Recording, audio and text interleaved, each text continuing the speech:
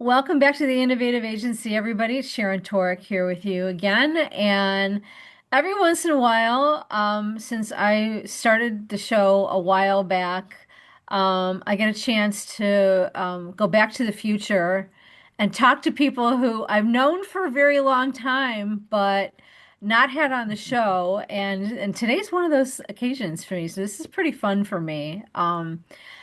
And also, I think it's very timely in terms of the topic that we're going to be addressing, which is something that I get asked a lot about from people who listen to the show, that they want to hear guests who are experts on agency business development, agency sales development, and just the whole business development landscape in general right now.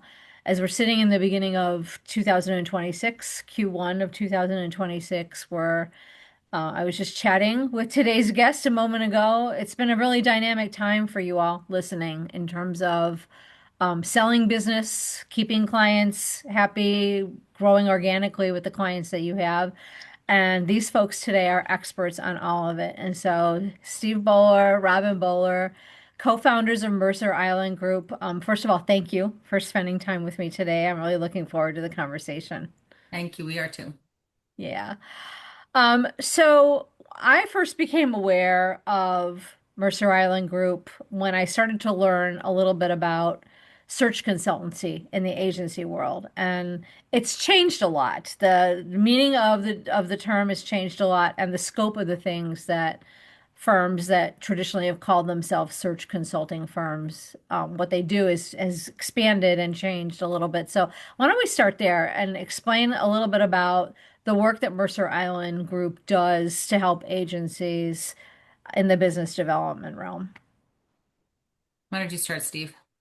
Sure. Well, we what we try to do, and this was I have to give Robin all the credit for this because as search consultants, we've been doing this for uh, plug your ears like 30 years, right? Yeah. Ish. And so we've managed hundreds and hundreds of reviews, but search consultants only manage a small percentage of all the reviews that are out there, Right. probably 20-25%, which means that most reviews aren't managed by a search consultant. So we see reviews every day. We know what works.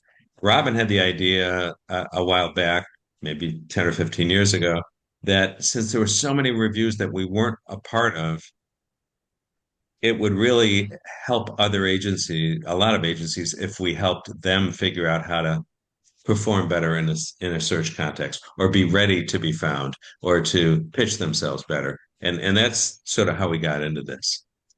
Got it. So a brand might engage your firm to help them run a search for an Yep. agency that's a good fit for them. And an agency would engage you to help them do better overall in the Exactly. business development process.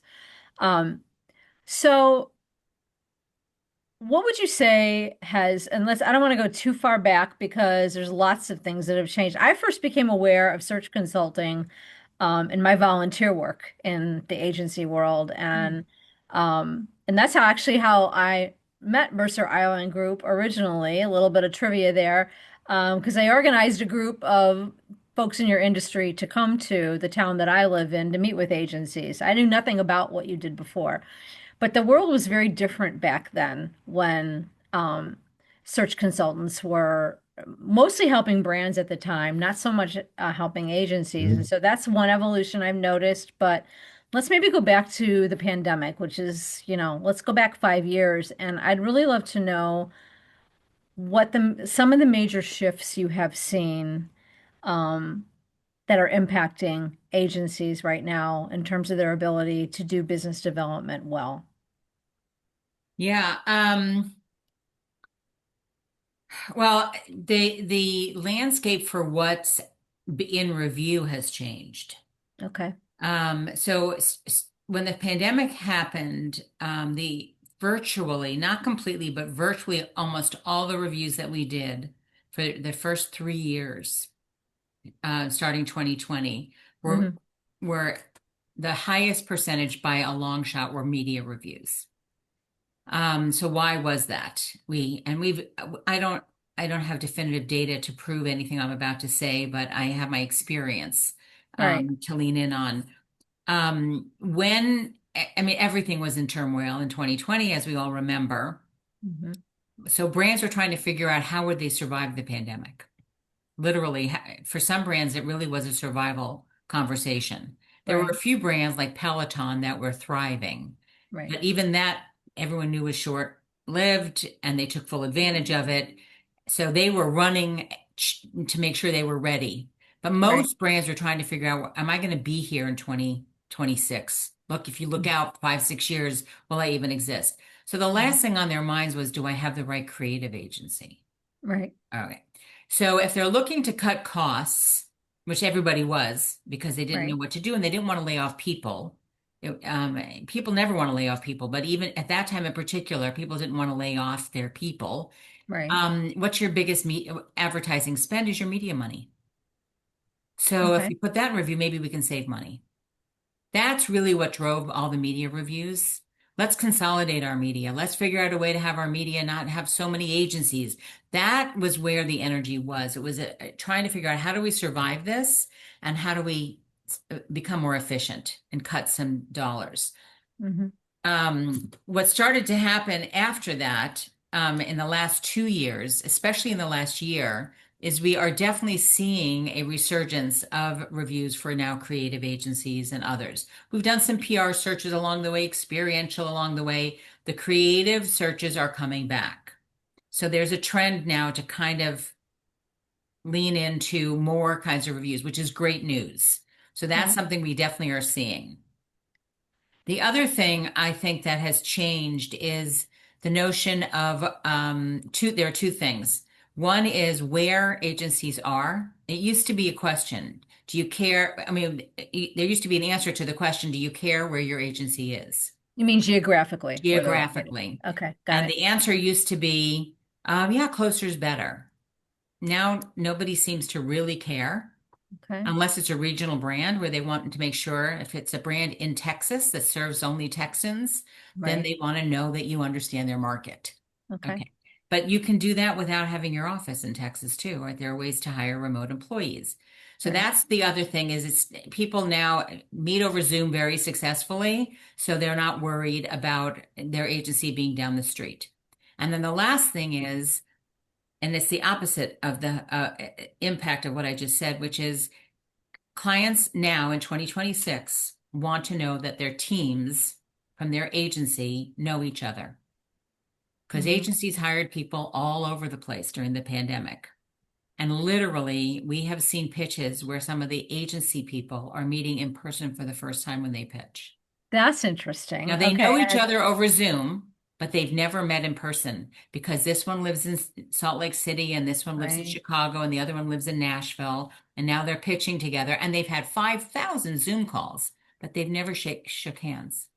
Interesting. I So this I thought you were notion, headed somewhere different there. I really did. I this, thought you were going to say was that agencies want to know that disparate teams from different agencies will collaborate well together. But where you went instead was the actual agency yeah, team, those folks need to know each other. That is really yes, fascinating. they're Okay. worried when it's, we're all virtual. Makes them a little nervous. Okay. So So that's a long answer to your question. no, I this is interesting on a lot of levels. And what I wonder is what all of this means for the mostly independent. I mean, this show in particular, the business I run to serve law firms in my or agencies in my day job, which is running a law firm for them. We serve small to mid-sized independent agencies. And, I've never been more, this is just my point of view, but I want to get your take on it as people who are running these searches and consulting with these agencies every day. To my eyes, it's never been a better time to be in the biz development game for an independent agency as it is right now. To me, it feels as though um, traditionally the big brands always liked working with the holding company agencies. They felt more stable, they felt like they had more horsepower, and I'm sure that's true in some situations still, but to me, the opportunities seem to be skewing more heavily in favor of independent agencies out there. And I'm wondering if that's just my perception based on the industry press that I read, or if that is actually what you're all seeing in the marketplace as you do your search work. I think that's basically true with a caveat, like a pretty big caveat. So it's true from the standpoint that the giant holdcos and the big agencies, for the most part, seem focused on the largest global accounts. That's all they talk about. That's if you go here listening to an earnings call, that's all you're going to hear about. And they're building infrastructure and marketing structure for those giant accounts. And they don't seem to pay a lot of attention to regional businesses or to even US only businesses that aren't of a certain size. So I think there's this wide open opportunity for independence of all sizes. But here's the caveat. I personally don't believe most are ready to seize the moment. Mm. And by that I mean most they they aren't doing enough work on their own reputation, and as a result, they aren't getting invited to as many reviews and opportunities as they'd like.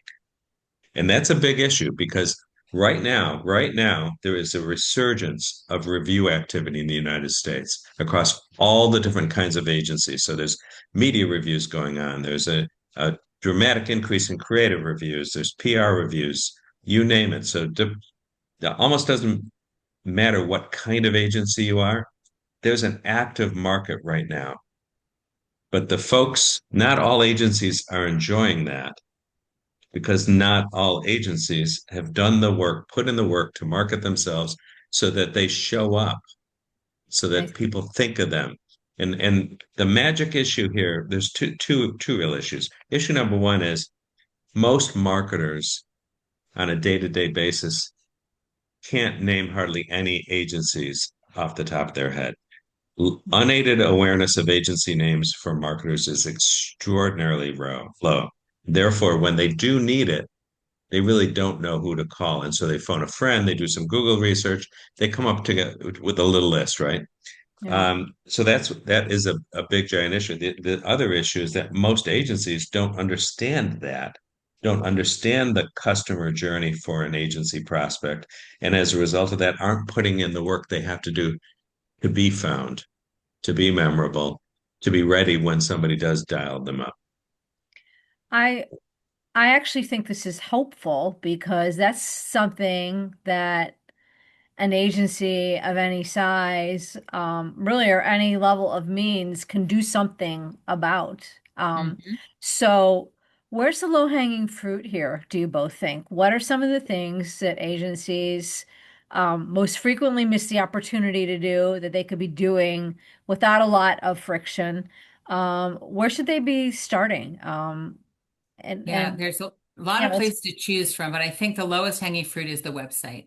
okay, Is making because if they do hear about you or know you, your front door is your website. okay. And what's going to happen is before you know they're looking for an agency, if they heard of you somehow, some way, referred to you, or they read a piece of your content, or they somehow they made their way to your front door. If they don't have a good experience and they can't get in, Mm-hmm, they're not coming back mm-hmm. and you're off the list. So your website it's the thing that has to be ready so that when you are considered, they get there and they can find the things they need to find on What are your some of the site. cringiest things that you see on websites Some of when, the cringiest things I've yeah, seen. I mean, what are some of the big no-nos? So one is not being able to know what kind of agency I'm looking at. So I Okay. get to a website and the agency is called Toerek, Yeah. right?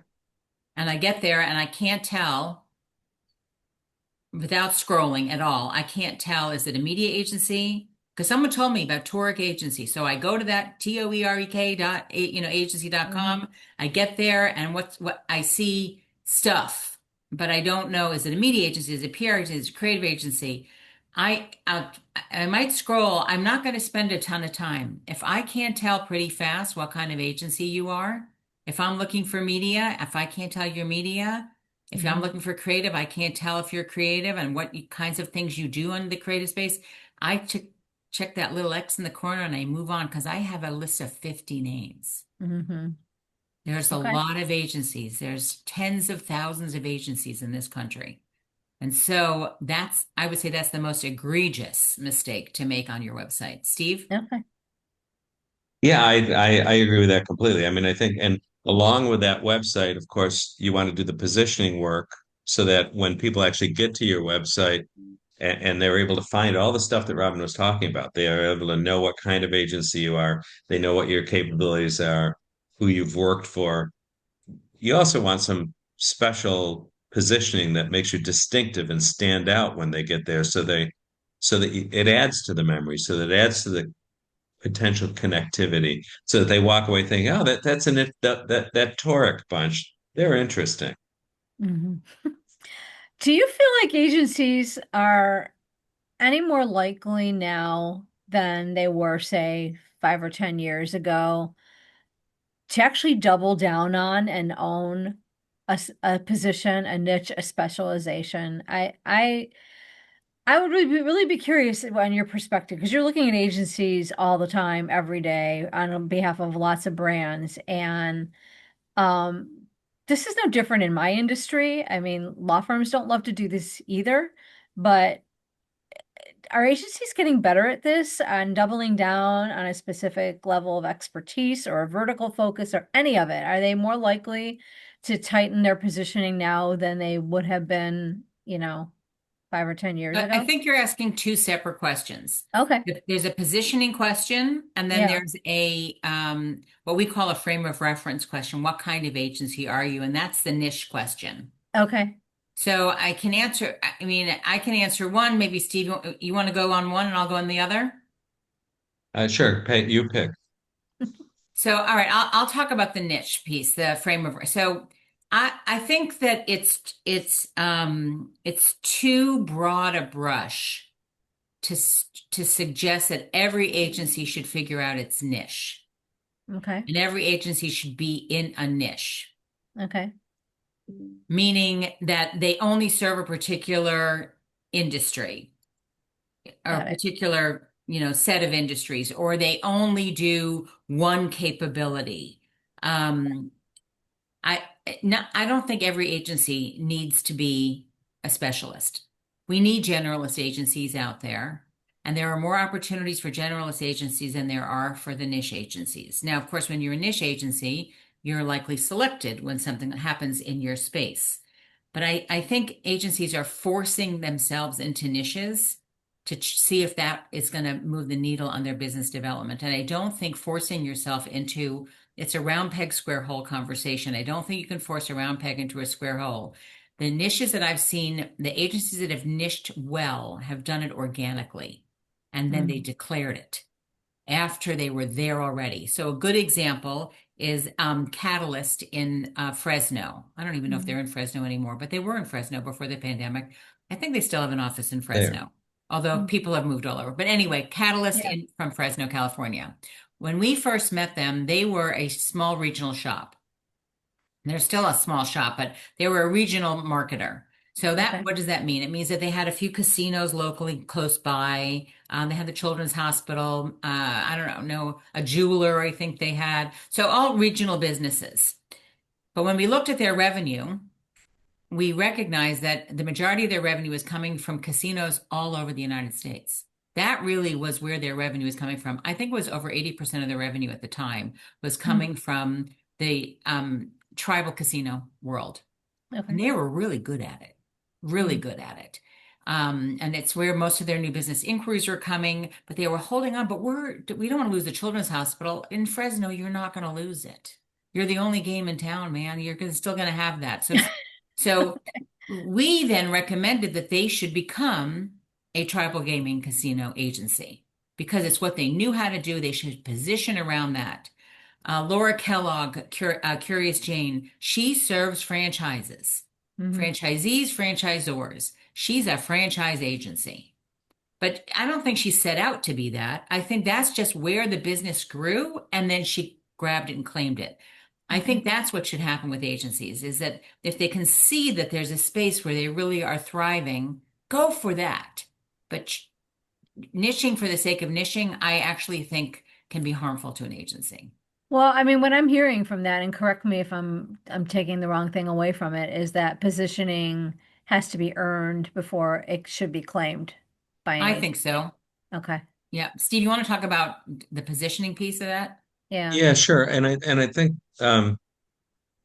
so there are a handful of agencies that have done an extraordinary job of being really distinctive about how they talk about themselves in a way that is appealing to their prospects and of course their existing clients. But there aren't that many, and that's and so back in the day, McCann in 1912 coined the term "truth well told."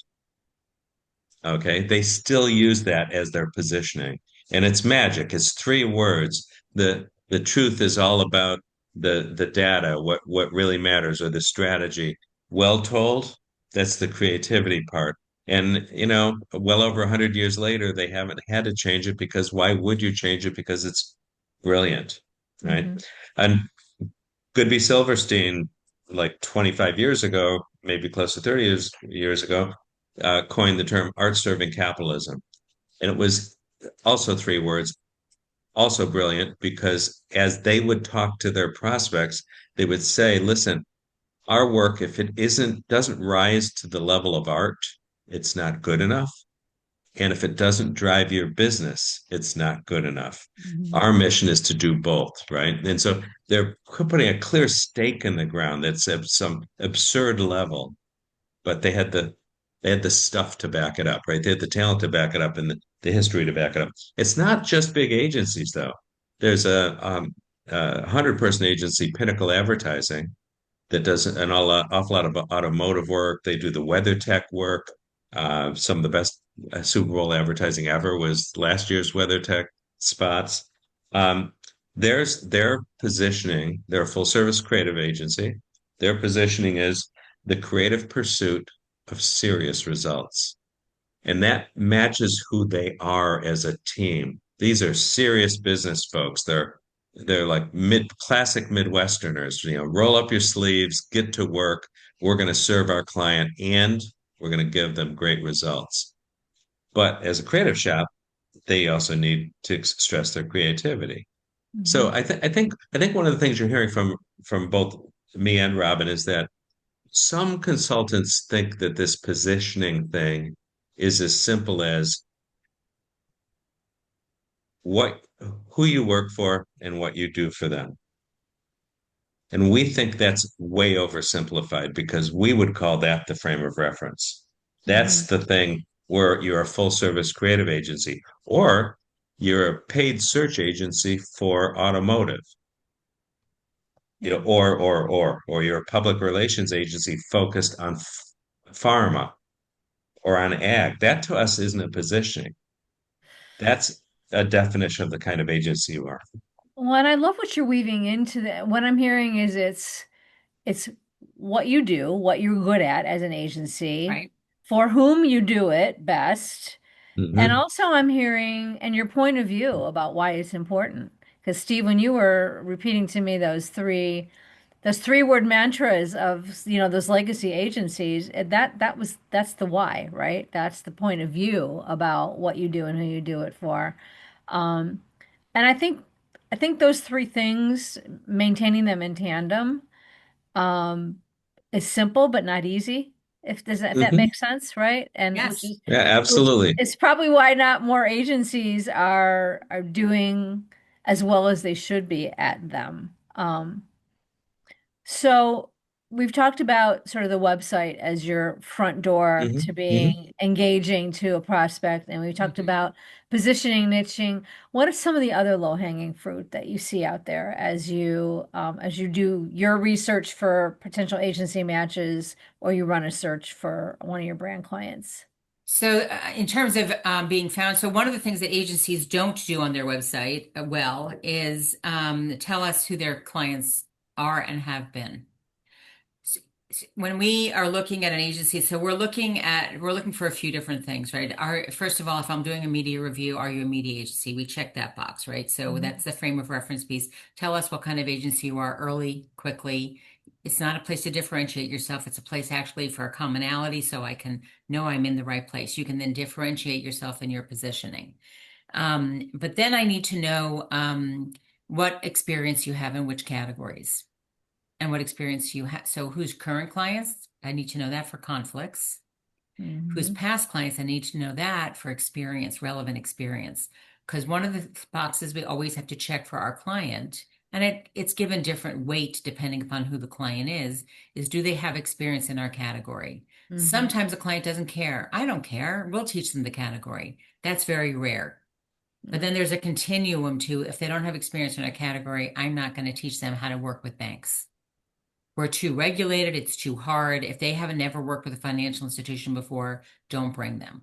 Because the regulation in the financial space is so um, restrictive Yeah. that another one is spirits. If you've never worked with a spirits brand, most spirits companies will not hire you. Now, I know it's a catch-22, right?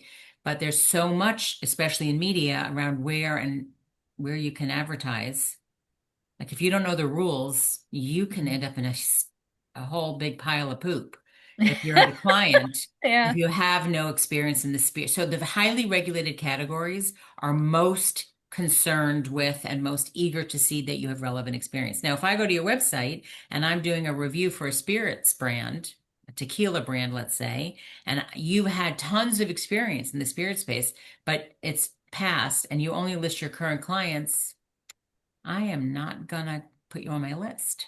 Hmm. So we highly recommend that agencies put their current client list and then they also put past clients and you label it that way Hmm. because the current clients tell me you're conflicted. Because if you have another tequila brand, I'm not going to invite you because I might check to make sure it's still current, Hmm. just in case it's not and you didn't change your website. But I'm going to know that there's a possible conflict here. But if you have nothing in your current clients that shows me tequila, and I'm looking for tequila, but you have it and or other spirits brands in your portfolio of past clients, you're a really good prospect for me. Hmm. And agencies often will say, I don't want to put my past clients because then I don't want to say who I lost. Yeah. Well, yeah, yes, do. Every agency loses clients. All right. Your past experience is critical.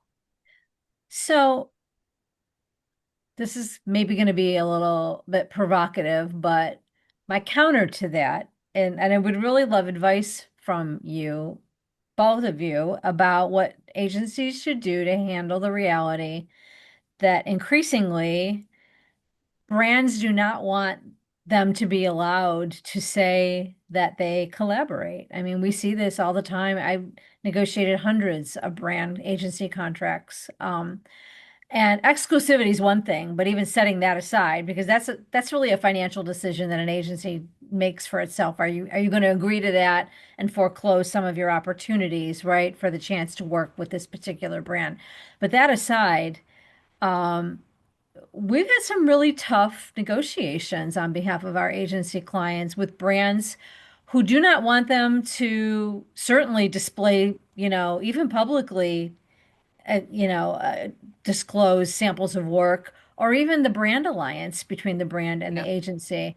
So, how do we square that with the need that the agencies have to be able to say, we've done this for this brand and we can do it for your brand as well?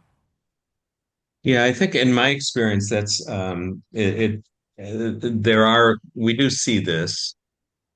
Usually, it can be handled in a nice part of the negotiation. I say the nice part of the negotiation.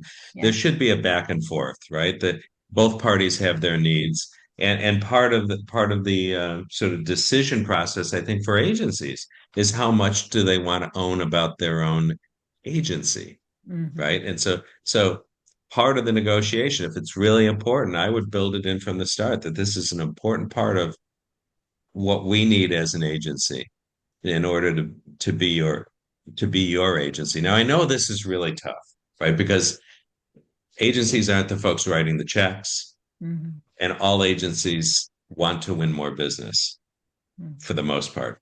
And when the closer you get, or if you're not having the year you wanted to have, then there's often an energy to cut corners on what is really ideal for the agency, to agree to terms that aren't ideal, for instance, in a contract, right?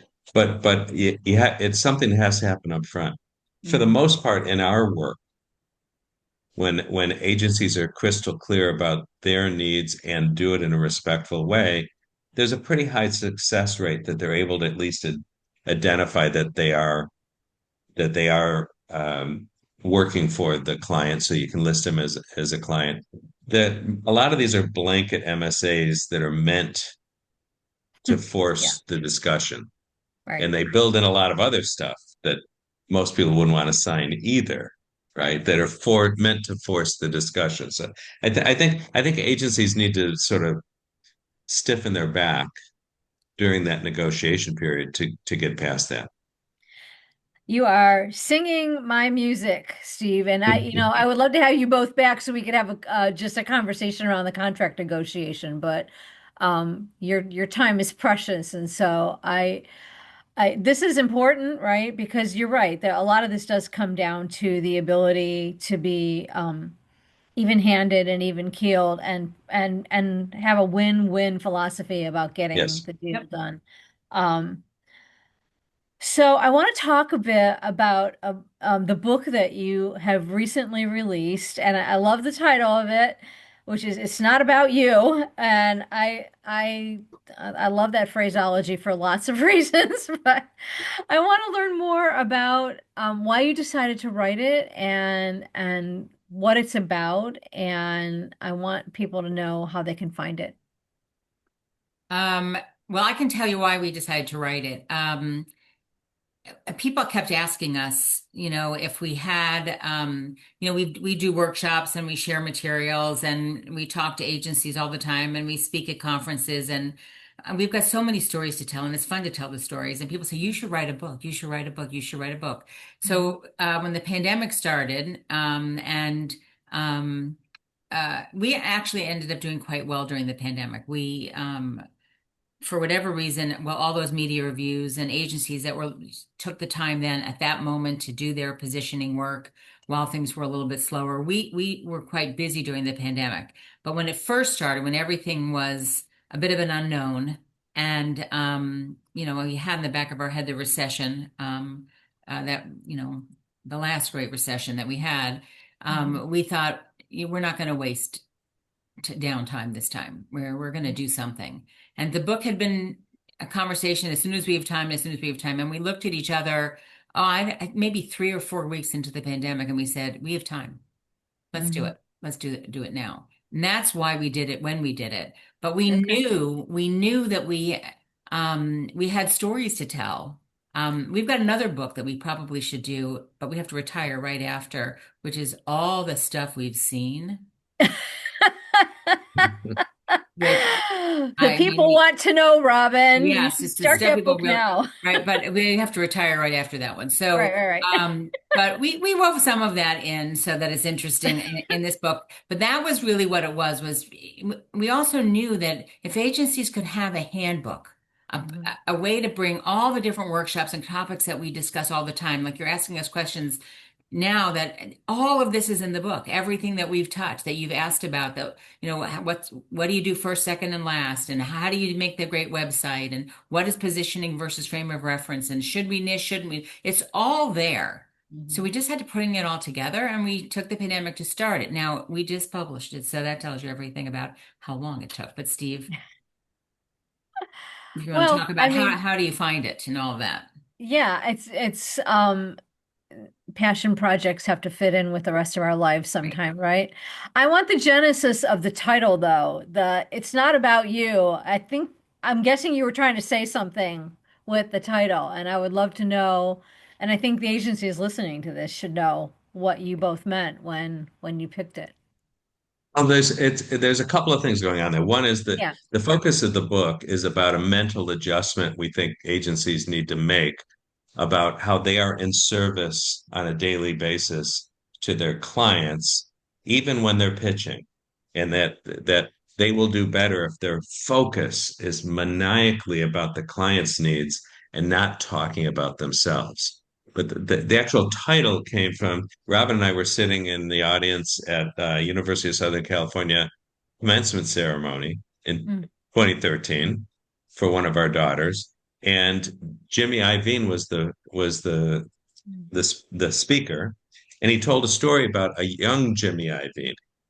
He was really fresh in the business, and he was doing engineering for John Landau for Bruce Springsteen, and this was the follow-up album uh, to the his giant hit, and he was charged with getting a specific drum beat right, and he couldn't get it right, and it was really he would bring the work to Springsteen, and Springsteen would say no, and he would do this day after day after day, and finally he was so frustrated he went to John Landau and said, "I can't do this anymore. I cannot make this guy happy." And Landau looked at him and said, "Jimmy, it's not about you. It's about what he needs to succeed. He needs that drum beat. So what you should do is go back to Bruce Springsteen and say, you know what, Bruce? I hear you. I know I haven't gotten it yet, but I'm going to keep working on this drum beat until I get it right because it's what you need." And he did that. And by the way, he never got the drum beat right. Mm. But a month later, Bruce Springsteen calls him up and says, "Hey, Jimmy, I really love the work you've been doing for us. I'm giving a song to a friend. I need you to produce it for her." And it became Patti Smith's huge hit. And because the night, I think that's what it's called. Mhm. And that set Jimmy on his way to becoming a billionaire, actually, as it turns out. He founded Beats, etc. But this notion, this whole, and he tells that story because in service, he really believes that it's all about who you're serving, and that if you put your energies in solving their problems for them, your problems are just going to be solved naturally. Mhm. And we think that agencies would do far better if they made that. So it's like a quarter turn adjustment to how you think about the work you're already doing Mhm. and how you talk to prospects and how you present to prospects. Got it. I think that a lot of us in business, no matter what industry we're in, could do with a little less navel gazing and a little more perspective about what the client experiences, sometimes what the employee experiences. There's always a lot happening simultaneously around us, and we're not always looking out and around, right? Sometimes we're just looking Agreed. Sure. inward. Yeah. Um, all right. One thing I wanted to really ask you both about too is for most of the agencies listening to the show, they're independently owned, they're mid or small in size. And I wonder what your advice would be to them about how practical it is, or how much of their business development strategy should really consist of going for pitching or RFP focused activities versus, thought leadership or some of the other things they could be doing. Because pitching is expensive, I think, for independent agencies, and it's not for all of them. And so, do you have a point of view on agencies that maybe shouldn't make what's some of the criteria you think should go through the minds of the owners and leaders of these agencies about whether to go for, whether to respond to that RFP or whether to Yeah. try to pitch that piece of business? What are some of the criteria Yeah. or screening facts that you would want them to keep in mind? So these things are not mutually exclusive, right? Doing thought leadership and pitching are not mutually exclusive. Right. You should be doing both, but let me put a caveat around the pitching when I say both. So the thought leadership piece you should be doing, and it should be connected to the kind of agency that you are and your positioning. But that's a conversation. We can talk about thought leadership as a separate topic, but all agencies should be doing some kind of content program, something that gets their name out there in service to clients that they would hope to win, right? Something that would be helpful to clients or Right. prospects. Right. Now, the pitching side. So when we talk about pitching, People often think that automatically that means it's an RFP, a formal RFP run by a search consultant. It's not. Pitching a piece of business is if I'm having a conversation with someone who I would hope might hire me, I'm pitching, right? So we think of Hmm. pitching as all encompassing any activity that you do in service of winning a particular piece of business with a particular client. We Hmm. talk about that as pitching a piece of business. It could be, depending on the size of agency you are, that you've never written a formal RFP or a formal RFI, that all your businesses come in through business conversations. Those business conversations, that's pitching. Correct. And Okay. knowing how to maximize those conversations in a way that helps you best represent yourself in service to the client, not represent yourself in terms of what you want to tell them about you, because again, Hmm. it's not about you. Right. How do you have a business conversation with them about their business from the get-go? That's a skill, and it needs to be researched and practiced and developed. That's a pitching skill. Now, if we swap over to the formal RFP, there's two ways to think about formal RFPs. Some are open calls. Government RFPs are open calls.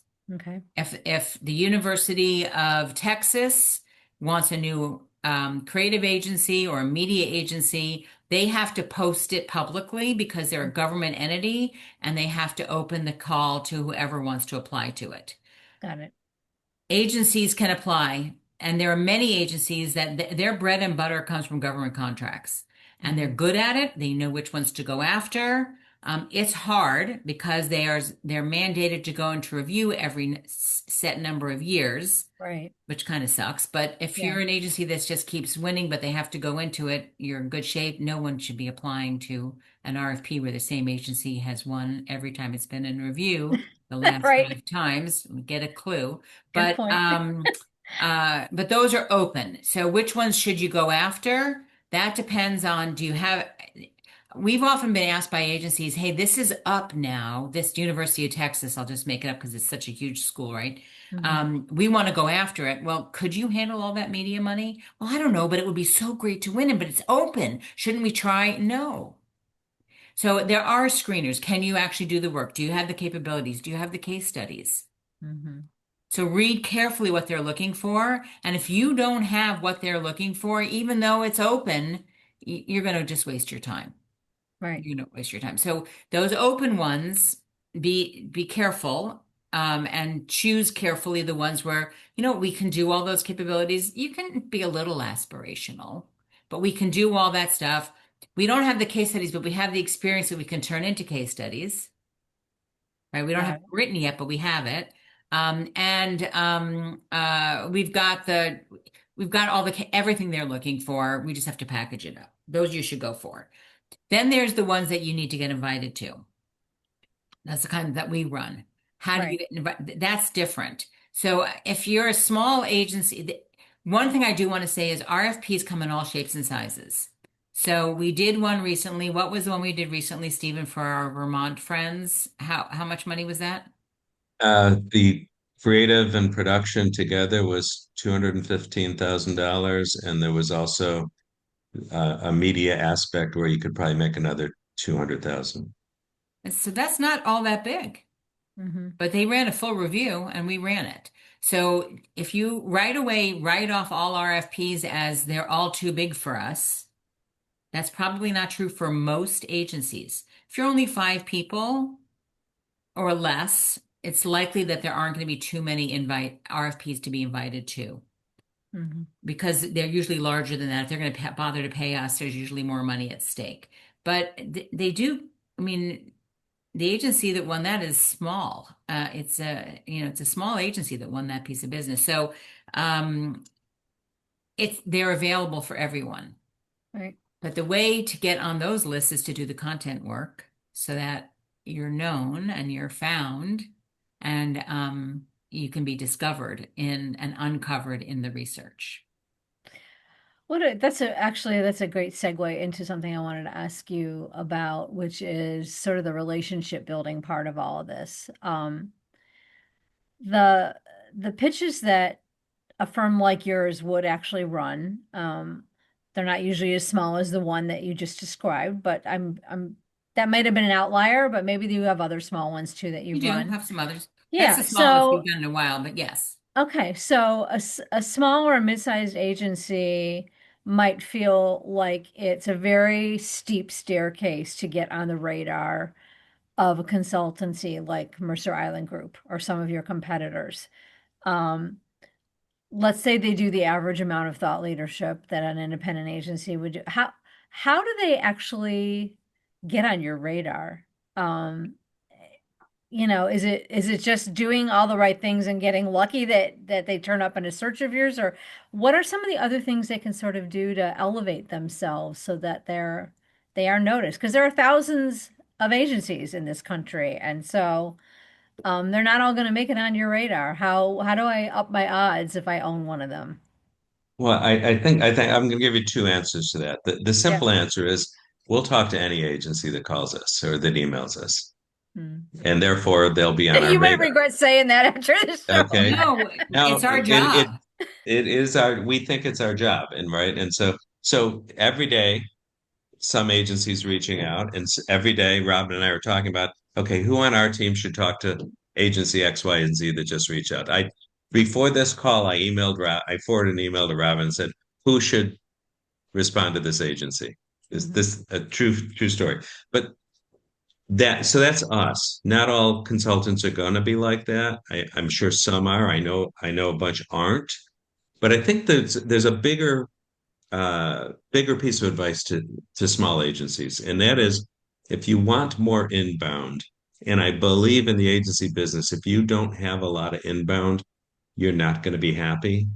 You want to be able to pick and choose opportunities, and you really want to pick the ones that you really want to go after and not go after all of them. So if you want a healthy dose of inbound, people knocking on your door, you have to be unavoidable. Mhm. Being unavoidable means that you have a content program, for instance, but you are really out there amplifying it in a significant way with social. A lot of agencies have some kind of content program. It goes up on their website and it sits. Mhm. It's invisible. A lot of agencies do a blog once a month. Don't waste your time. That Mhm. is not a content program. You need a steady stream of content, and you need to have it amplified so that people have a chance to remember who you are. Remember, they're busy. They're not out there waiting to remember who you are. Right. And right. And the content itself has to be helpful. It has to be helpful to them, to the reader, to this prospect, the prospect you want in their day-to-day job, not about the agency, or they're going to look the other way, or they're actually just not going to pay attention at all. So there's a lot of work to be done there. It's not just content, right? See, you may find that conferences are really good for what you do. You may believe that you may have the time to do a podcast, but I think for most small agencies, one of the really critical decisions is how do I make the most impact with the resources I can set aside for marketing my agency. And it's going to be the answer to that question is going to be different for every agency. Right. But that's the challenge is somehow having a point of view that is helpful to others and finding a way to get it heard enough so that somebody remembers your agency when the time is right. I think that's actually hopeful because there's something in there that is scalable for an agency of any size, right? And I'm huge about wanting to talk about solutions or tactics that any agency listening could implement to some scale. Hmm. And we can all do some of what you just laid out there. You kind of just gave us over the last 40 minutes or so a master class and things to consider, and there's something there for everybody. I really firmly believe that. Um, one thing that I want to ask you both about as we sort of wrap our time up here together is because I can't have a podcast without saying the vowels A and I next to each other.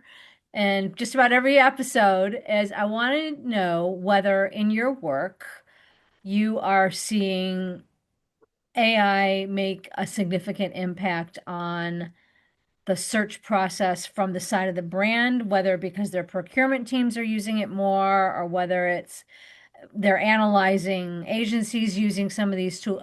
Is it making a dent in the business of matchmaking agencies and brands to any significant degree right now, based on what Well, you're I mean, if seeing? they're coming to us, they're asking us to do most of the searching for them. But that Okay. said, we have had a couple of really just one I can think of, but I'm sure there's more than that.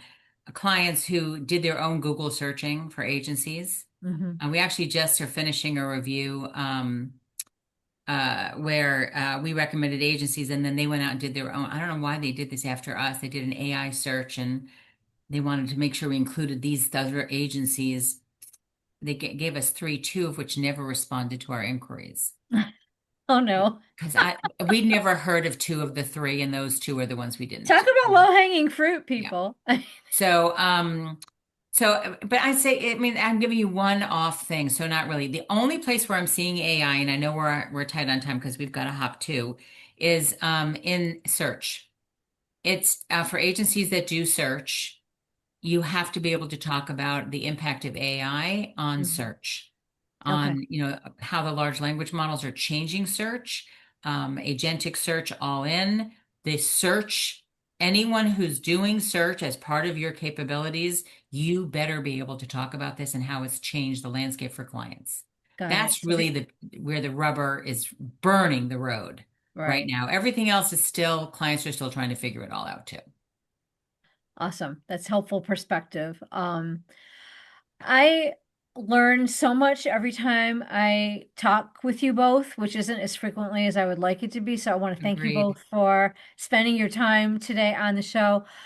For agencies who want to learn more about what Mercer Island Group does and who want to learn more about It's Not About You, the book, which every agency out there who wants to do better at business development should put on their library shelf after they've read it, how can they get in touch with you all? Well, the website is migroup.com, Steve B at migroup.com, Robin B at migroup.com. The book is available on Amazon. It's not, if you can search, It's Not About You Boehler, Boehler, it'll pop right up. Or ask Sharon Toerek, who's a dear friend and would be happy to pass along I our would be happy information. to pass. Yeah, that's a true story. And then I know you all have some upcoming conference appearances, and some of those are for agency audiences. I assume most of them are. And Yep. so, what have you got coming up over the next couple of months? Where can people run into you in Well, person? we are running a workshop on how to write RFIs with Drew with AMI in Okay. April.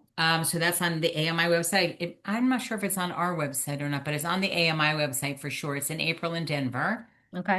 Steve is, along with Barry O'Neill from our team, is going to be participating in the 4A's speed dating that they're doing in Austin, Texas in June. We'll be at BABA, the both of us, plus Emily Shapiro from our team. Lovely. We're speaking, I've got a main stage, and then we're speaking at Member Day, the two of us.